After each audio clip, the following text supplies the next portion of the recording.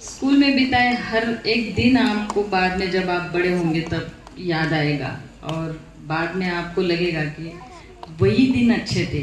हमारे स्कूल के टीचर्स भी अच्छे थे, हमारे स्कूल के फ्रेंड्स भी अच्छे थे, ये स्कूल का माहौल भी बहुत अच्छा था। ये दिन बाद में आपको मिलेंगे नहीं। मी आज तुमच्या शाळेत आले तर मला असं वाटलं की माझ्या शाळेत आल्यासारखंच वाटलं.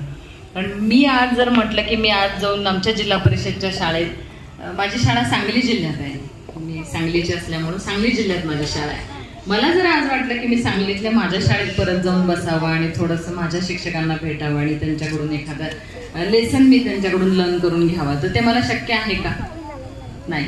आज मला माझ्या शाळेत असंच इथं जसं स्वागताला बोलवलं तसं स्वागताला बोलवतील, पण त्या शाळेत जाऊन त्या वर्गात जाऊन तसं तुमच्यासारखं शिक्षण घेणं मला काही जमणार नाही.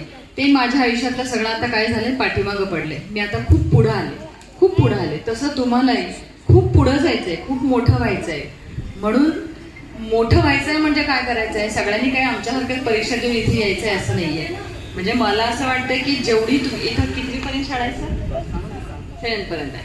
तर पर्यंत जेवढे आज तुमच्या पटावर स्टुडंट्स असतील त्यातला एकही स्टुडंट 7thच्या अगोदर शाळा सोडली, शाळा काही कारणानं त्याला उसको छोड़ देना पड़ा स्कूल, ऐसा होना नहीं चाहिए. 7th तक आप इधर पढ़ेंगे और बड़े बड़े सपने देखेंगे और वही सपनों को पूरा करने के लिए आप अपनी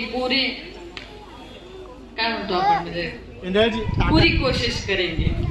तर माझ्याकडून तुम्हाला खूप शुभेच्छा आहे. असंच तुम्ही मोठे व्हा. आमची काही मदत लागली तर जरूर आम्ही मदत करायला प्रशासन म्हणून. तर मोठे व्हा, मोठी स्वप्न बघा आणि खूप मोठे व्हा, यशस्वी व्हा, आनंदी राहा.